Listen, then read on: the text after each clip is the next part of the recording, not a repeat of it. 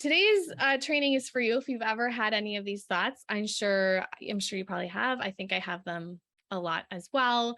Have you ever said, I wish I had the time? Like you want to do something, but you wish you had the time. You have no time for yourself. You say there aren't enough hours in the day. Maybe you always feel late. I'm always late. There's just not enough hours. I'm always late. Where'd the time go? I don't have enough time right now. So these are it's totally normal, things, anyone, yep, things that you said. So we're going to talk about all these today.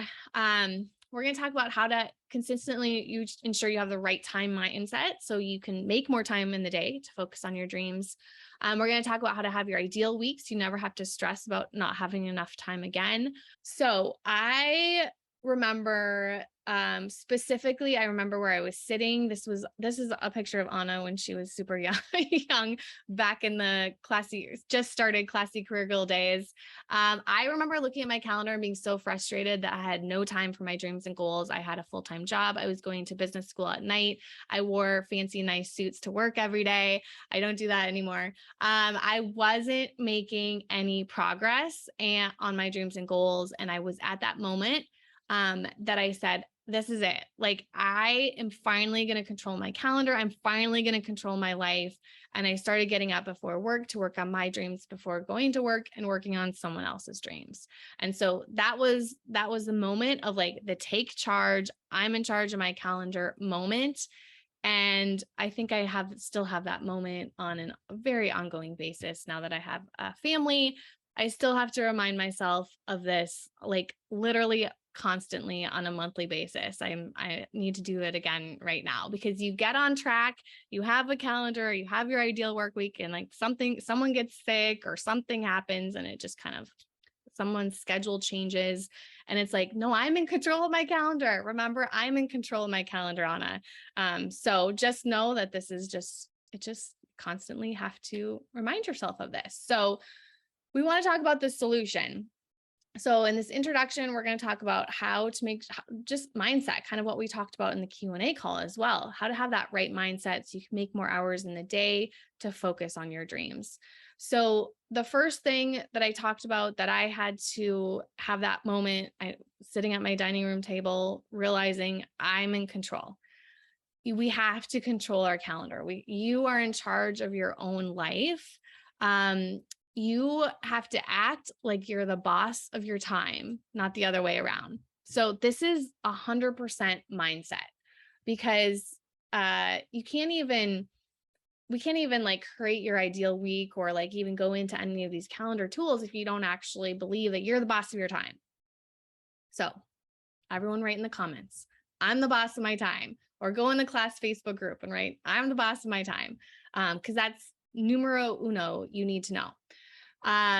Don't take time, make time. So has anyone read the book, The Big Leap? If you haven't, I highly recommend it. This was, I'm not going to go over it too much because it's in the book. But when I learned about Einstein time, it kind of changed a lot of things, for me. So the author is Gay Hendricks, and he defines, this concept of Einstein time as you are where time comes from. You can make as much of it as you want. So we make time rather than take time. And I know as a new mom, when I read that, I was like, oh, like, it's not like I'm stressed and crazy and there's never enough time, but I'm actually in control of my time and I actually make my time. And just that like change of mindset was just really, freeing to me. So he talks about how, we often think that there's like just that finite amount of time and we assume there's scarcity of time and not enough time. And that gives us this feeling that there's never enough time and we're always busy. We're always rushing. We're always trying to stay ahead of the clock and fit in as much as possible in a week. And that's stressful, I know, for me. So instead, when you read the book, when you switch to Einstein time, you take charge of the amount of time that you have and you realize you are where time comes from and you embrace that. And you're the producer of your time. You can make as much of it as you need. And so that's what he says. And as soon as you stop thinking that time is out there. You can and finally like kind of take ownership of your time, acknowledge you are where time comes from. It stops owning you, and you're not, it doesn't control you anymore. You can become that time expander. You don't need to keep running out of time. So if you struggle with thinking you don't have enough time, like would be my summertime read for you. And you can kind of make your time. The third one is your calendar should include activities you actually want to do. So sometimes we look at the calendar, and I know this happens to me. I had a really busy week last week. Too busy, too many appointments for this introvert. Like I had too many things. It was all good things that I needed to do. They were all very positive things, but I got to the end of the week and I was a little burnt out. I was a little drained, and it made me realize, okay, I need to reassess my ideal work week, exactly what we're talking about today. I'm like, oh, timely. So we want to make sure that we're putting things in our calendar that we actually look forward to. You want to brainstorm and dream up your ideal work week. That's why like this, hopefully today's training is just more of like a fun brainstorm and figuring out like in that ideal work week, how many hours do you want to work? Do you want to work, Fridays off? Or maybe in the summer, you guys know, for me, I'm trying to work part-time this summer while the kids are off school. The one thing that I need to change is I have too many calls on every days of the week. Like I book too many calls rather than, batching them on certain days of the week. I didn't stick to my batching calendar. And so I had calls every day. And it was too much. And so it always kind of comes back to what's that ideal work week, what works best for you. And what are those activities that you really, really want to do, and making sure that your calendar is something you actually look forward to. And then your calendar, like I said, can change quarter to quarter or every month. Always come back to your ideal work week and you can adjust. So also every day is also a fresh start as well. I said, when Quinn interviewed me on our podcast last week, that's exactly what I said. Every day is a fresh start. Every week doesn't go perfect. And every day doesn't go perfect, especially, with life, how it is right now in summer and all the activities. You got to drive this kid here and that kid there and everything. So every day is a fresh start as well.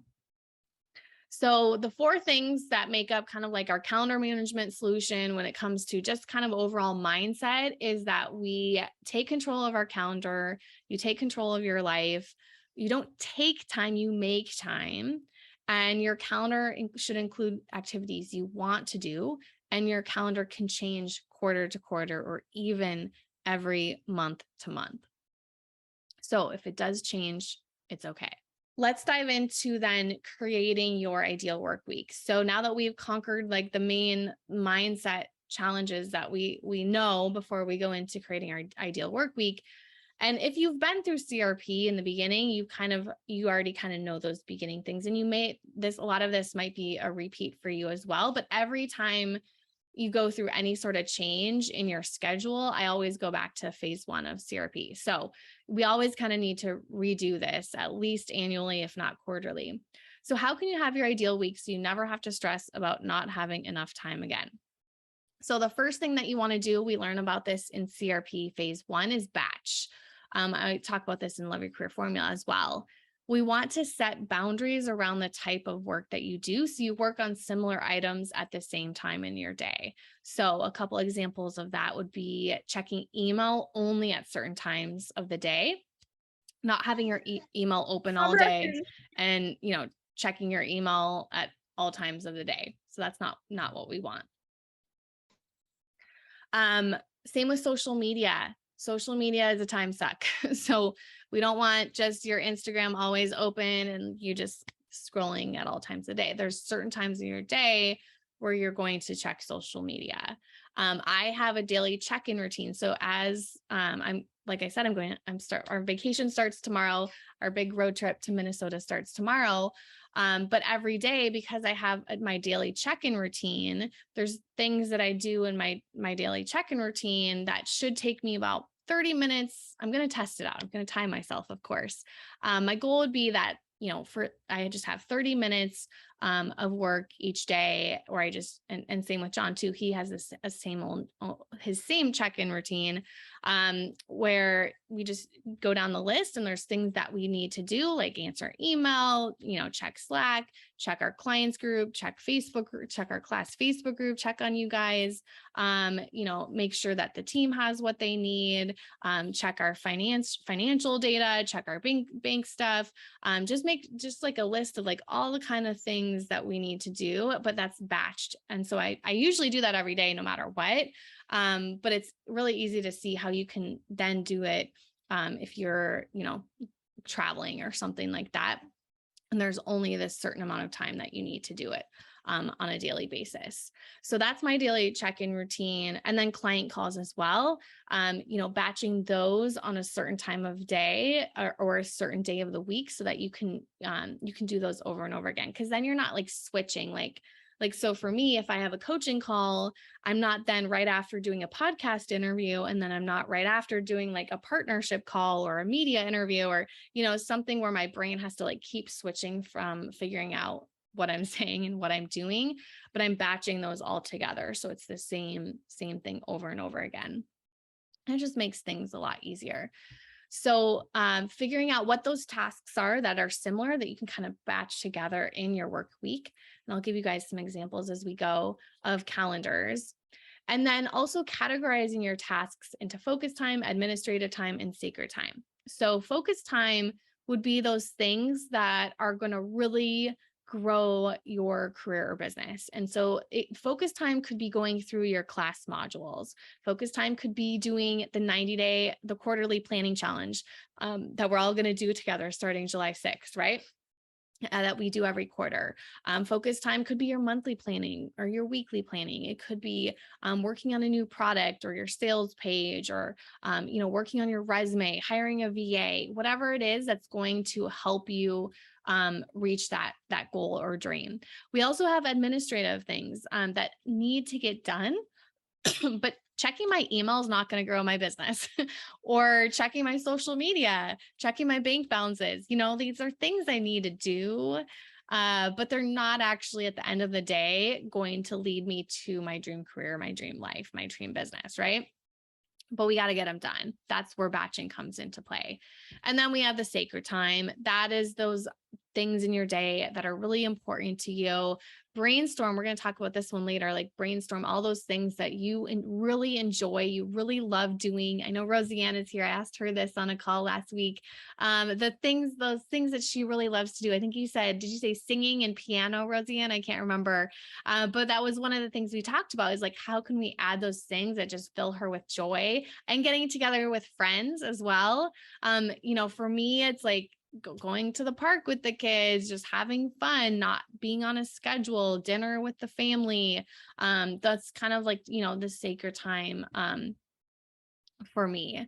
So figuring out what those things are and then breaking those activities into those three categories. And then blocking out that time in your calendar for each of these things. So you're going to have time in your calendar for that sacred time. Your morning routine also is sacred time as well. And your evening routine too, if you have one. Your focus time. So blocking out that focus time. So that you have time each week that you're going to have that time to grow your career or business and to do your classwork.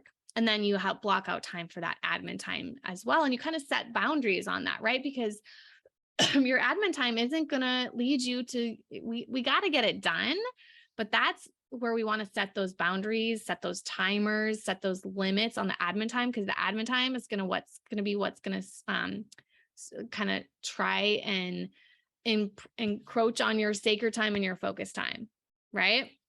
So that's why we got to set boundaries on that admin time so that my email, checking my email, responding to my email doesn't fill up the time that I was going to take my daughter to the park, or doesn't fill up the time that I was going to have focus time to prepare for a new product I'm selling or something like that. So that's why it's so important.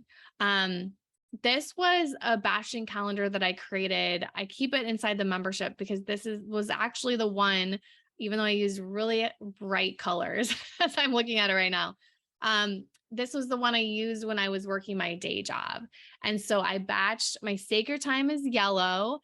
So for me, that was reading, working out, yoga, John, family, friends, cooking, organizing, removing tolerations, movies, and baby planning, because that was before the baby. That was my sacred time. And then we had admin time. So that was blogs, videos, newsletter, emails, admin, networking, social media, grocery shopping, appointments, coaching calls, and then BAH, which was the company I worked for called Booz Allen Hamilton. So that was the things I had to do, right? Like my day job was paying the bills. Like I had to do that admin time.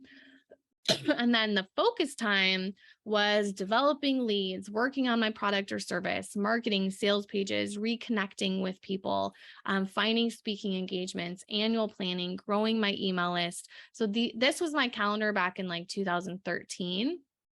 And so my sacred time was the first thing in the morning. It was dinner at night.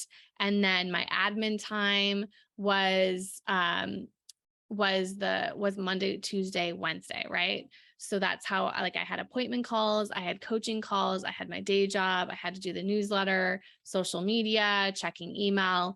And then on Thursdays and Fridays, I would block out that time.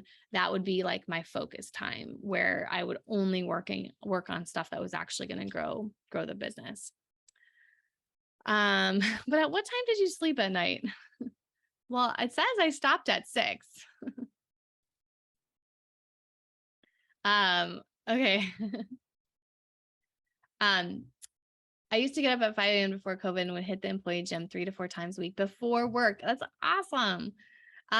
So, I used to get up at 5 a.m. and work out too. And, I don't do that anymore. Now my daughter wakes me up at least 5, usually like 4.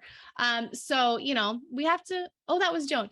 We have to change things up depending on our life, right? And what needs to happen in our personal life as well. So figuring out what works for you. I know when I go in these phases too, but for me, working out, lately it's been turning on like a workout on my computer that's like a half hour, and I can do it in the morning before the kids go to school while they're still getting like ready. So I'm still there to be like, eat your breakfast, like tell them to eat their breakfast 10 times.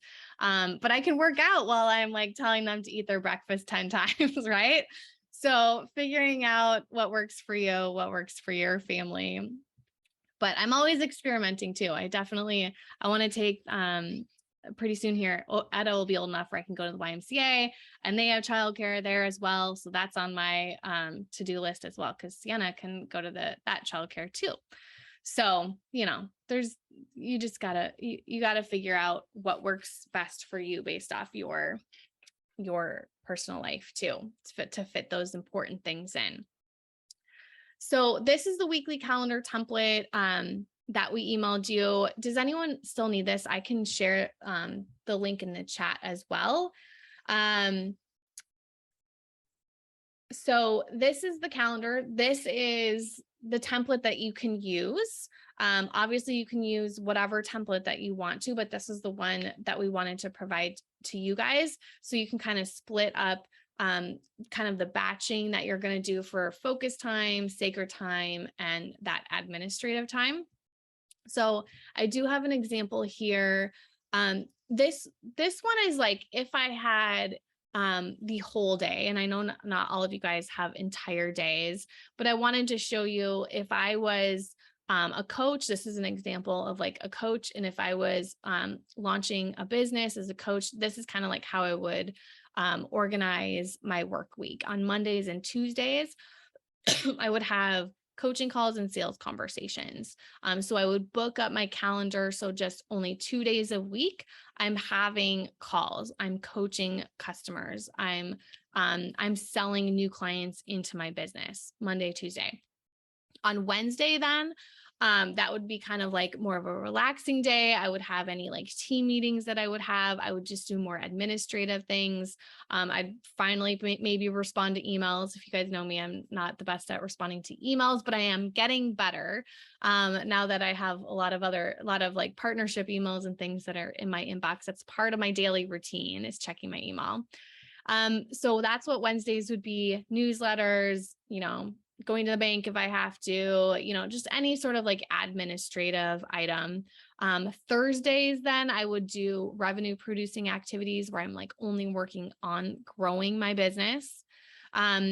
So then Friday would be like a completely creative kind of focused day. So that's kind of an example if you're kind of looking, and you can even do this, if you're working full-time at a job, then just have these blocks for your evenings. That's how I did it too. Like I started my side hustle at 5:00 at night. So my calls were Mondays and Tuesdays, 5:00 on in the evening hours.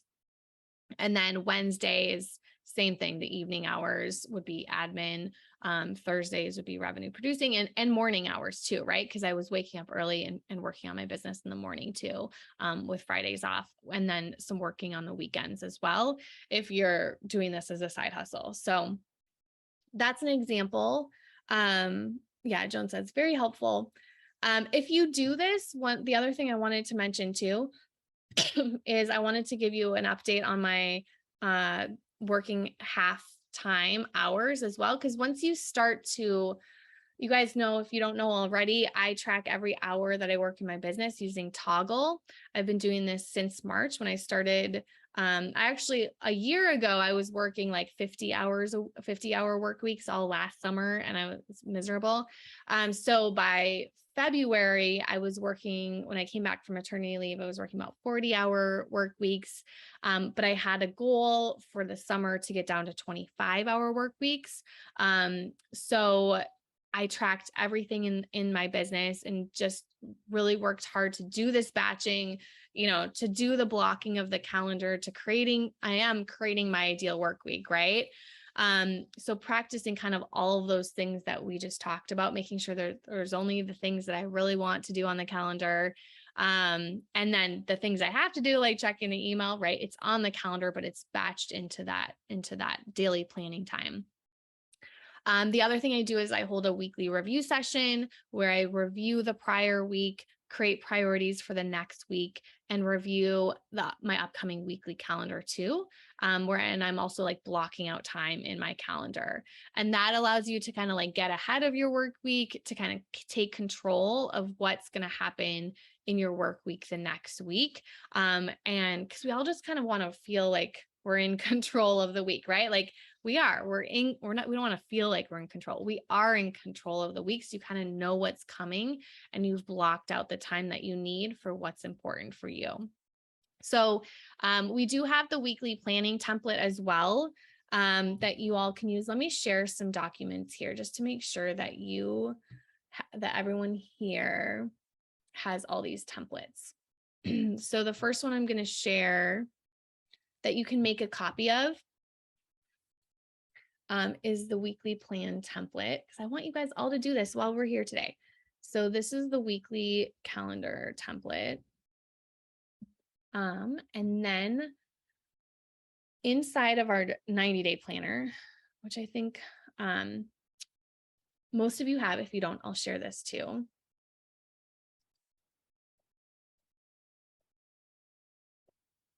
So inside our 90-day planner, if you scroll down, we have the weekly plans in there as well each week.